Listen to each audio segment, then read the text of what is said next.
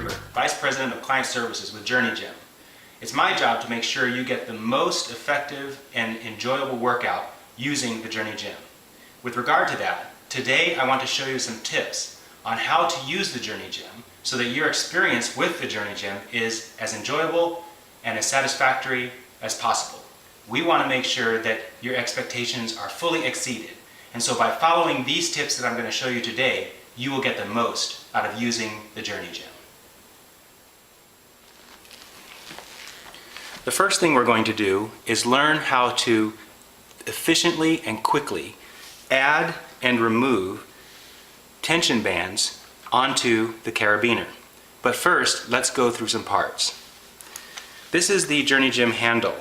The handle is comprised of the retractable handle mechanism and the carabiner. The carabiner has 3 indents for each of the tension bands that you may use. You can use as many tension bands as you want, but it is set up to handle 3 with the indents. There's a gate on the carabiner that you use to slide or thread the tension band eye bolts through. Today I'm going to show you how to do this quickly and efficiently so you're not spending a whole lot of time adding tension bands during your workout. If you follow these directions, you'll be able to very quickly add and remove tension bands to your carabiner during your workouts. So most people, when they try to thread the tension band onto the carabiner, they're trying to do it with the carabiner aligned perpendicular to the tension band. That is a problem because our current model has a nib inside of the eye bolt, which prevents a perpendicular threading of the carabiner. It actually makes it very hard to put the carabiner in because the carabiner bumps up against the nib inside of the tension band. An easier way to thread the tension band onto the carabiner is to turn the carabiner so that the carabiner is parallel with the tension band. This way you can take advantage of the opening in the side of the eye bolt between the nib and the eye bolt edge. So you can quickly and efficiently thread tension bands onto your carabiner simply by holding the carabiner parallel to the tension band and then sliding through using that open space. By doing that, you're able to quickly put on as many tension bands as you need to for the type of exercise that you want to work on. As long as you keep the carabiner parallel with the tension band, you can very easily put on as many tension bands onto the carabiner as you want, making sure that you keep the carabiner perpendicular or parallel so that you're threading the tension band on and off using the space in between the nib and the edge of the eye bolt. So by following this procedure, you can very quickly and easily thread and remove tension bands in order to continue your workout while you're working out with the Journey Gym. That's the first tip that I'd like to show you.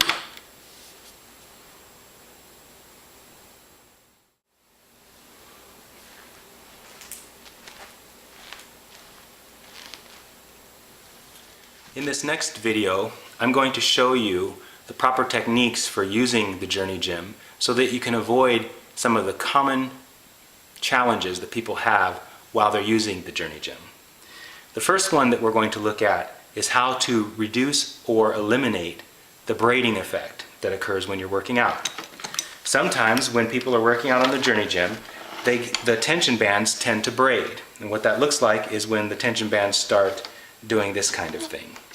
This result is easily eliminated by practicing the correct form and using the Journey Gym in the proper way. And I'm going to show you several tips on how to do that. The second thing that occurs when using the Journey Gym is what we call channel jumping. Channel jumping looks like a band jumping its channel and going into the other band's channel. It looks something like that. So I'm going to show you some tips on how to prevent these 2 instances from occurring. The first thing is to ensure that if you're using 1 or 2 bands, that you put the bands in the proper locations on the carabiner. If you're using 2 bands, you should try to space the bands apart so that the first band is in the first indent and then the second band is in the second indent. If you're using 1 band, it is most effective to use that 1 band in the middle detent. That way you will avoid some of the common problems that people have when they're using their Journey Gym. Of course, braiding will not occur if you're using only 1 band, but it's more efficient and you're able to avoid the channel jumping when using 1 band if you have the band attached to the middle detent instead of one of the sides. The second thing when using the Journey Gym, whether you're using 1 band or 2 bands, is to make sure that your form is correct. And there's a couple things I want to show about that. The first thing is, when you're using the Journey Gym, you want to make sure that you're using the bands that are closest to your toes, not your heels. For example, as I stand on the Journey Gym, as you can see, the blue band that I'm using is the band closest to my toes. I am not using the blue band closest to my heel.